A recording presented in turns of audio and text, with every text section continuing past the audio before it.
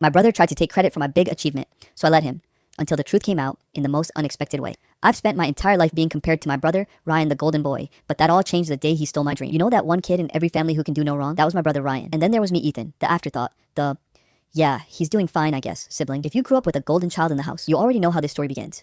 I didn't realize it at first, of course. When you're little, you just assume your parents see you both the same. You think love is fair, you think effort matters, but then you grow up and you start to notice the small things: who gets the bigger slice of cake, who gets bragged about to relatives, who gets told they're special.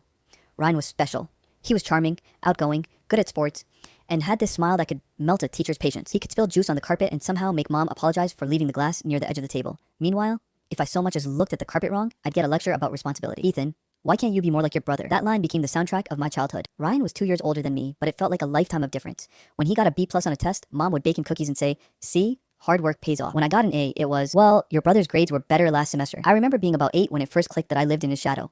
We were supposed to build model airplanes for a school project. Ryan convinced me to help him with his, said we could do it together. I spent hours gluing wings, aligning the propeller, painting it to look like an actual P-51 Mustang. It was my best work. The next day, Ryan walked into school holding the plane like it was his masterpiece. Didn't even mention me. When he won first prize, he gave me a smug little smile across the room like, "Thanks, bro." That's how it always went. Ryan didn't just want to succeed, he wanted to own success. Mine included. By the time I was 12, I'd stopped trying to compete. What was the point? Ryan was the family's son. The rest of us just orbited him. Dad used to say, "Your brother just has leadership qualities, Ethan. You'll understand when you're older." Yeah, leadership. That's one way to describe someone who lies, manipulates, and takes credit for your work. But back then, I didn't have those words. I just had a constant ache in my chest, the feeling that no matter what I did, I'd never be enough. I wasn't athletic like Ryan, but I had something else. I liked taking things apart. Clocks, radios, remote control cars. Mom used to call it breaking stuff, but I was studying them. I wanted to understand how things worked. I'd spend hours in the garage tinkering with old scraps, trying to fix broken gadgets. Ryan used to laugh at me. "Still playing with junk, Ethan? You know no one's gonna care how a fan motor works, right?" But here's the thing. I didn't care about people caring. I just loved it. The hum of a circuit, the smell of solder, the satisfaction of turning something dead back to life. It was the only time I felt in control when I was building. Except, of course, Ryan couldn't let me have that either. One summer, Dad brought home this old lawnmower that wouldn't start.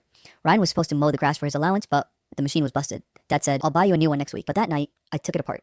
It took me hours, greasy hands, mosquito bites, a flashlight between my teeth. But when I reconnected the spark plug, wire, and pulled the cord, it roared to life. I was so damn proud. I ran inside to tell Dad. He looked up from his newspaper and said, "Really? Ryan said he fixed it earlier." Ryan was sitting on the couch, smirking.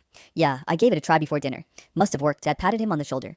"Good job, son. Always knew you had a mechanical mind." I just stood there, covered in oil, speechless. That night, I cried quietly in bed, pretending I had allergies when Mom asked what was wrong.